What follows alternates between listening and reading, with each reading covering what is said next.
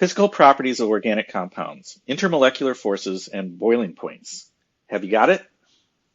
This video checks your understanding of the molecular forces involved in intermolecular interactions in a pure organic compound and your ability to compare two organic compounds and either predict or explain their differences in boiling points based on your understanding of intermolecular forces. Now, this quiz is considerably different from previous quizzes. This quiz is more like a game. You will be shown a series of compounds and be given a few seconds to predict their boiling points. Whether or not you predict the true boiling point is not important. What is important is the reasoning you use to make that prediction. This quiz is meant to be taken after you've studied the material and think you understand it. Okay, here we go. Order the following types of intermolecular forces from strongest to weakest, explaining their origin and providing an example of the sort of compounds that would involve these forces. Dipole-dipole forces, van der Waals forces, ionic bonding, and hydrogen bonding. Pause the video while you consider this question, and then we will talk about it.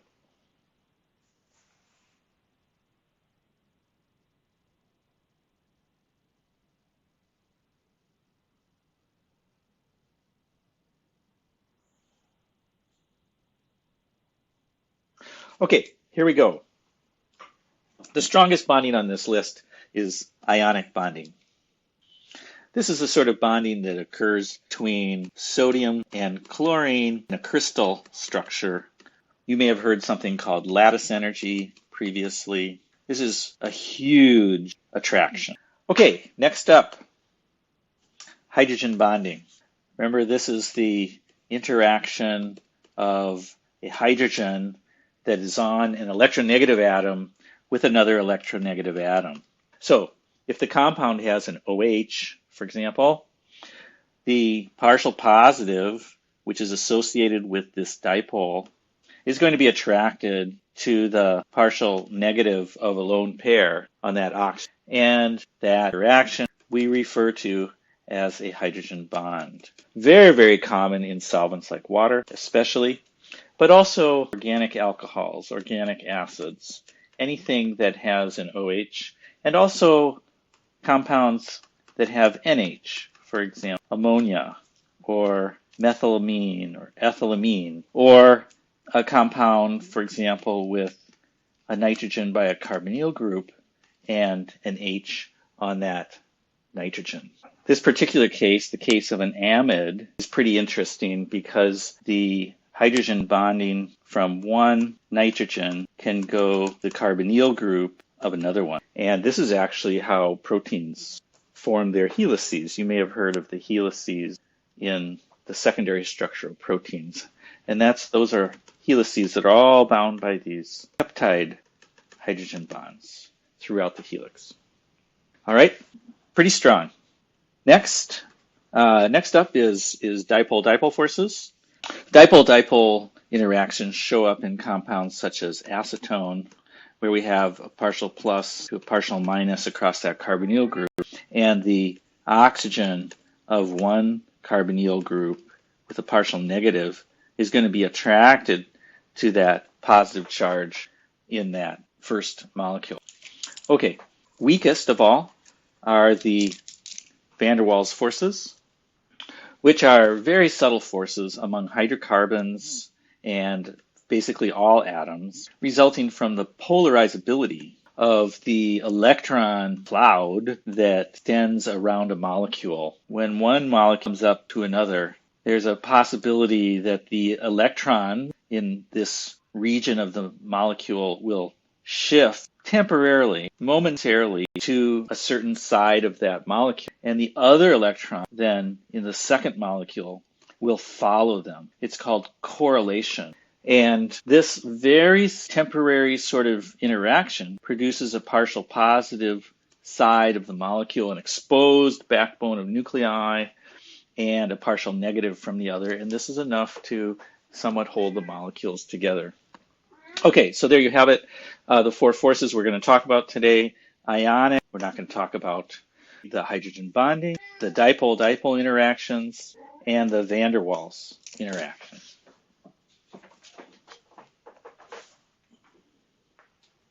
Okay, Let's play a little game here. Shown on the right is a set of compounds, all with the same number of protons and electrons. I will pick them out for you one at a time, and you guess what the boiling point is. Be prepared to explain your reasoning. Now, you'll want to put out some paper and keep score for yourself. We're going to check this at the end. You're going to give yourself 4 points for giving a good reason. 3 points bonus, only if you get those 4 points, 3 points bonus for correctly predicting the value within reasonable bounds. And I will define for you the reasonable bounds. 2 points bonus for nailing the value to within 1 degree Celsius. 1 bonus point for getting the value within 5C of the actual value. Now remember, no bonus points if you don't have the right reason. Ready? Here's how it works. The first compound up that we already know, our reference compound, is going to be what we call pentane with a boiling point of 36C. So here's my question for you. Consider this compound. It still has 5 carbons, still has 10 hydrogen. It's exactly the same molecular formula, but the atoms are arranged a little differently. I want you to predict whether this boiling point is higher or lower than 36 degrees. Maybe you'll get lucky and guess how much. You have to put down a number that's higher or lower than 36. And I also want you to write down your reasoning. Just some note about what kind of force this was and what it is about that force that leads you to the conclusion that it's higher or lower. I'll sing the Jeopardy song, and when it's over, we're going to do this. Ba-dum, ba-dum, ba-dum, bum, ba-dum, bum, bum, bum, ba-da-da-da-da-da-da, ba-dum, bum, bum, ba-dum, bum, bum, bum, bum. Here we go. You got your answer. You got your reason. 10 degrees. If your reasoning was that this has to do with van der Waals forces and the fact that this molecule has less surface area than the surface area of the 36 degree C pentane because it's more spherical, you are correct. Give yourself 4 points. If you guessed it to be less than 36, give yourself 3 points bonus, 2 points if you got 9, 10, or 11 degrees, and 1 point bonus if you were within 5 Cs, if you got it between 5 and 15. Okay, see how that works? Next, higher or lower, where is it in this range? Above 36, below 10, between 10 and 36? What do you want? Ta-dum, ba-dum, ba-dum, bum, bum, bum, bum, bum, bum. Ba-da-da-da-da-da-da-da, bum, bum, bum, bum, ba-dum, bum, bum, bum, bum. Got it? You put down your reason, and the answer is 28. I hear cheers. This one is in between. It's not as spherical, it's not as straight chained, it's not as branched.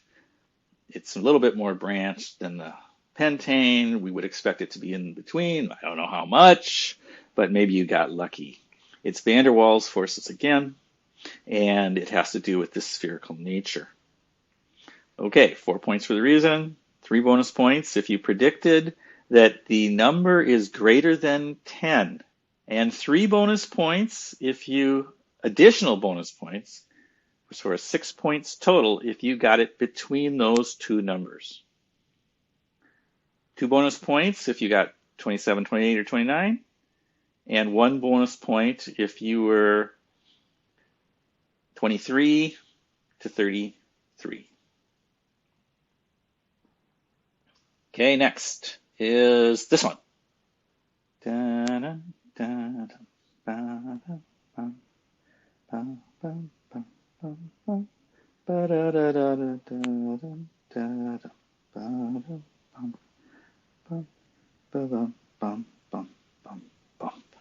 And the answer is 37. If your reason was that we have a dipole and we expect that we're going to have a a little bit more attraction between the molecules, and a higher boiling point than 28.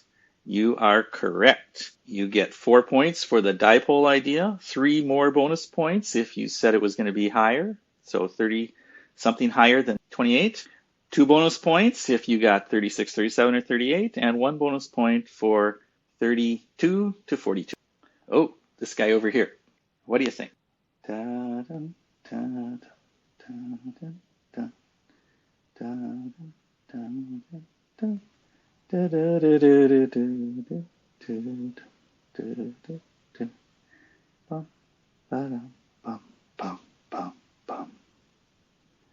And the value is 52. Okay, so what was your reason? I hope it was hydrogen bonding. This is the first molecule that we have that expresses hydrogen bonding in addition to dipole interactions. And that is going to drive our boiling point up because we have a stronger attraction between the molecules. Now, how high? I don't know, but you can see that was a pretty good jump. Those are very significant bonds, those hydrogen bonds, considerably higher than anything else we've seen so far. 4 points for hydrogen bonding, 3 points if you said it was going to be higher. Give yourself 2 points if you hit it on 51, 52, or 53, and 1 point if you were 47 to 57. One more. Oh, down here, we've got an ether.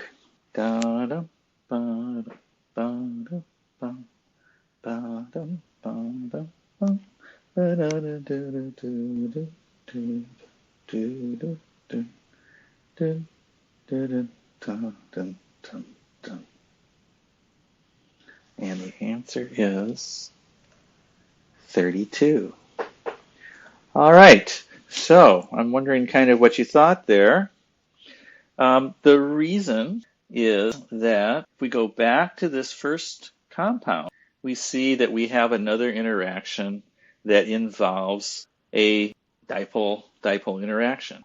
And so if you got a number that was higher than this 28, you're a winner of 3 bonus points. If you got 31, 32, or 33, 2 bonus points. If you got 27 to 37, you're good to go. All right.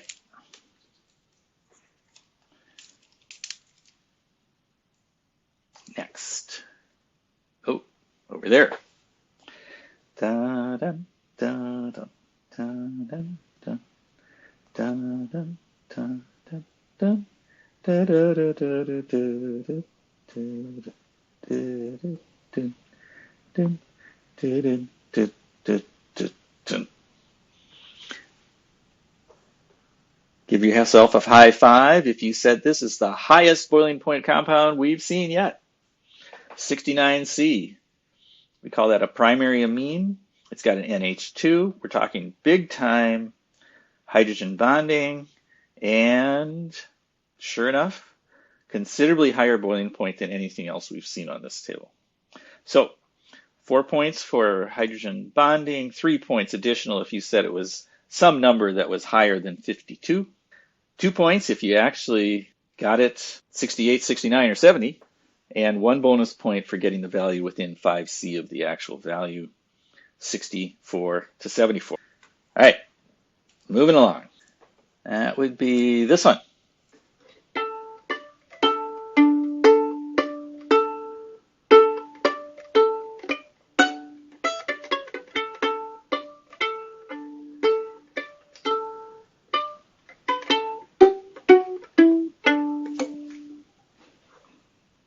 Are you ready?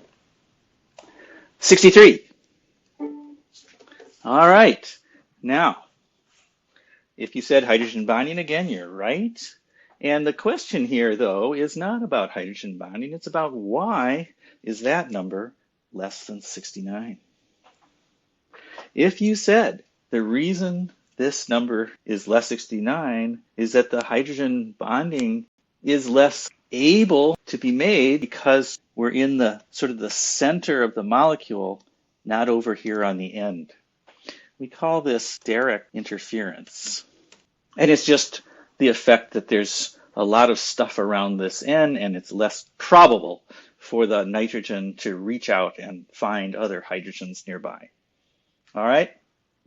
You get 4 points if you said hydrogen bonding, and it's not as good hydrogen bonding or something like that as the other case. And so that's why we're going to have a lower boiling point. Your 3 points, correctly predicting that it's below 69. 2 points for nailing the value, 62, 63, or 64. And 1 point for 58 to 68. All right.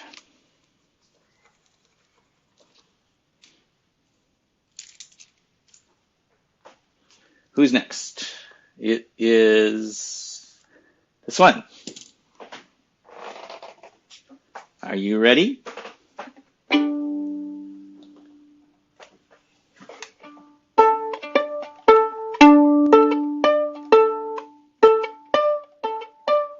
All right.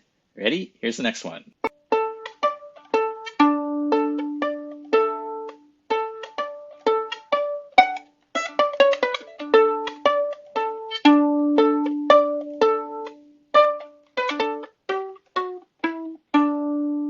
And whoa, that's high. Okay, so if you said hydrogen bonding and we switched from nitrogen to oxygen, so we're going to have stronger hydrogen bonding. Give yourself 4 points. And anything greater than 63, a new high for us, 99, give yourself 3 bonus points. If you were 98, 99, or 100, 2 bonus points for you. Good job. And 1 point if you hit 94 to 104. See? All right, almost there. A few more. Ready?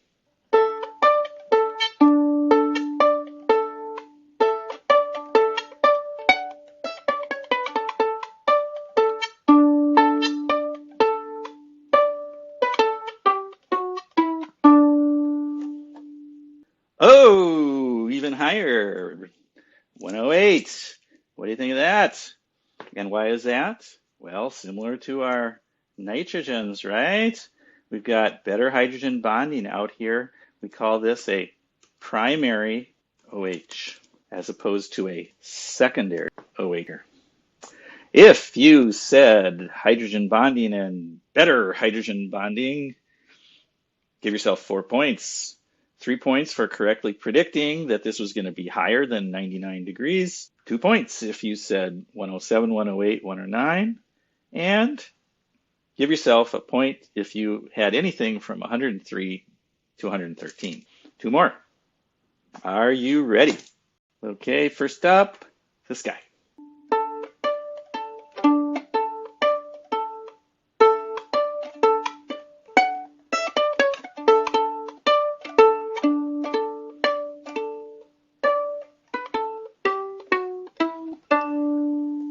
And the answer is, whoa, 26 degrees. Ha ha ha ha. What do you think? What in the world happened here?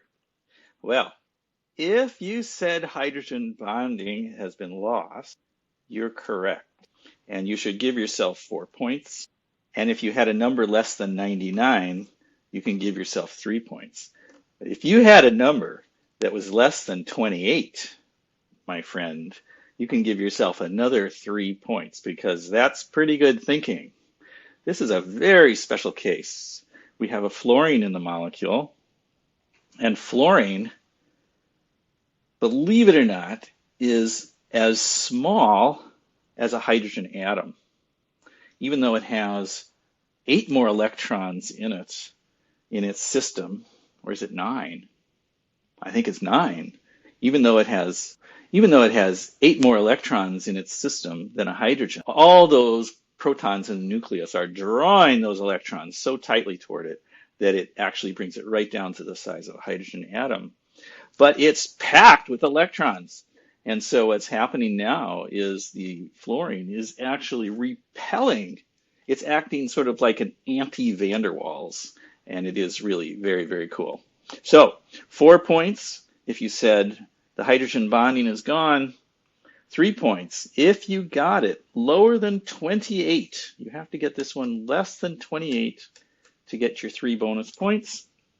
2 bonus points for nailing that value at 25, 26, or 27, and a bonus point for getting from 21 to, well, in this case, it's got to be 28 because I'm not going to let you go above the 28 on that one. All right. How you doing? Here we go. One last one for today. This guy.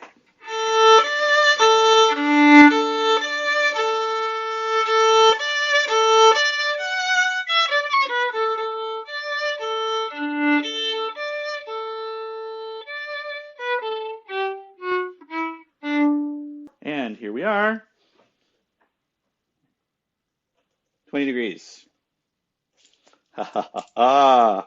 So, 4 points. You said this is going to be because of this business with fluorine and kind of the anti-van der Waals idea.